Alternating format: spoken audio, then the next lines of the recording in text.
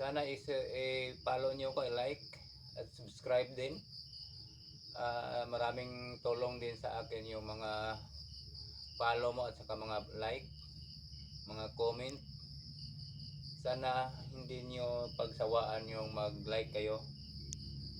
Kasi baguhan pa lang ako nag-vlog. Gusto ko sana na tumutulong ang akin hindi lang sa akin yung pagbablog ko, hindi lang sarili ko iniisip, kundi gusto ko makatulong sa ibang mahihirap. Kaya nga naghanap ako ng makipag-sponsor sa aking mga video. Sana may mag-sponsor dahil gusto ko mag charity vlogger na tumutulong din sa mga kapwa mahirap.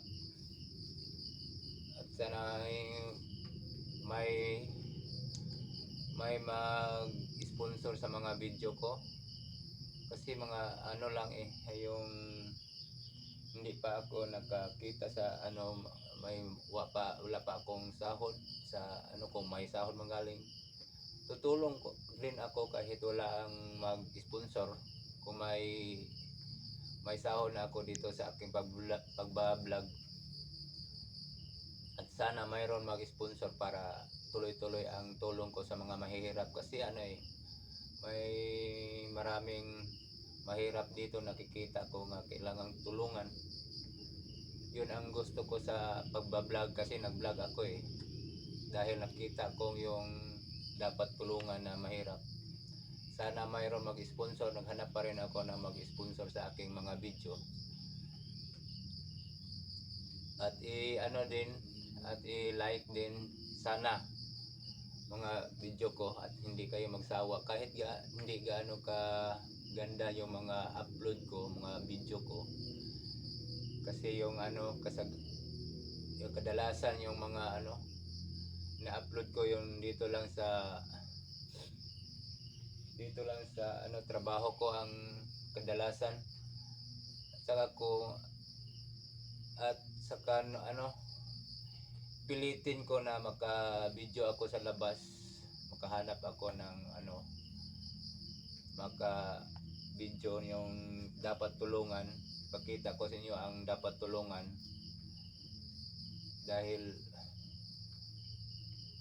kung sa akin lang wala akong sapat na pira itulong sa kanila, gusto ko rin na may mag-sponsor para tuloy-tuloy ang aking pagtulong. Kung ugaling may hirap ako magtagalog, ugaling may makita akong yun tulungan. Hindi naman marami naman dito, kasi wala lang akong ibigay sa kanila dahil wala pa akong kita. Kasi baguhan pa lang ako sa pagbablog, kaya nga naghanap ako ng mag-sponsor para yung tawag yung mag-charity vlogger nga ako, para katulad ng iba tumutulong.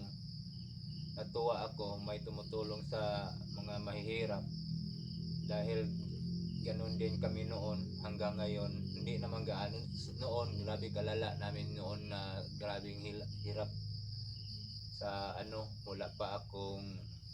hindi pa ako nag-aasawa, yung maliit pa lang ako. Lumalaki ako na hirap ang buhay, kasi wala kami sa amin. Kaya ngayon pag laki ko, nag-asawa ako para mabawasan yung sa aking pamilya, kasi marami kami saka wala ring permanent na trabaho yung mga magulang ko, kaya nga mahirap kami noon.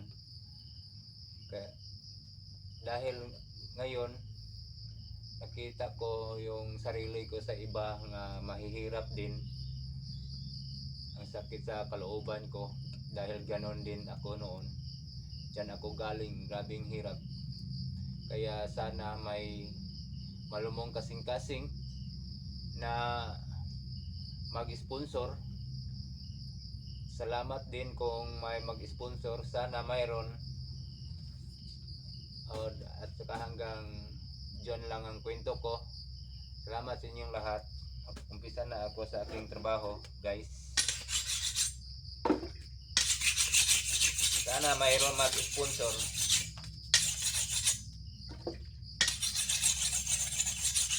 Dahil kung sa akin lang sahod dito, kulang eh. Wala na akong sahod dito sa aking trabaho. Kasi nagtatrabaho pa ako, kinukuha ko ng sahod kasi wala eh.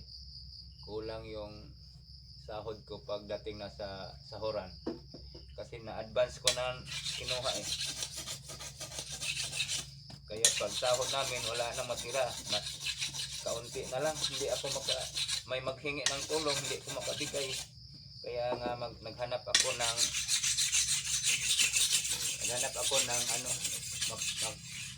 mag-sponsor sa aking mga video.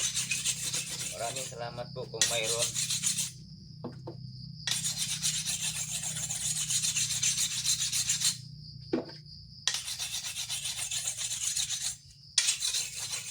I-plus ko lang yung mga kung mayroon tumutulong, i-plus ko lang yung GCash account ko para hindi naman kung mayroon kayong tulong at saka mag-sponsor, i-videohan ko naman sila kung sino ang tutulungan ko para makita ninyo na hindi masayang ang inyong tinutulong sa mga mahirap.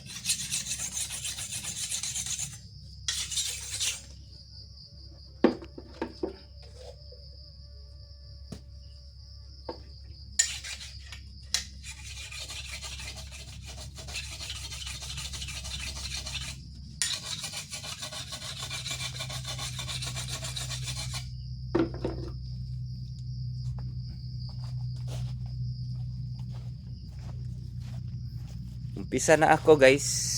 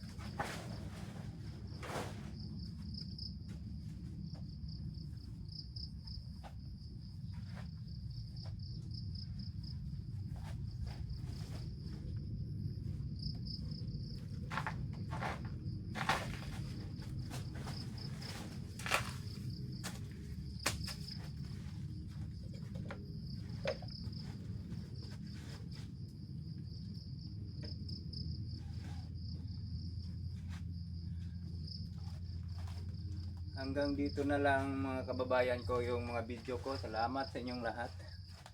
At God bless. I-like nyo, share at saka subscribe. Thank you po mga OFW. Salamat po. Thank you.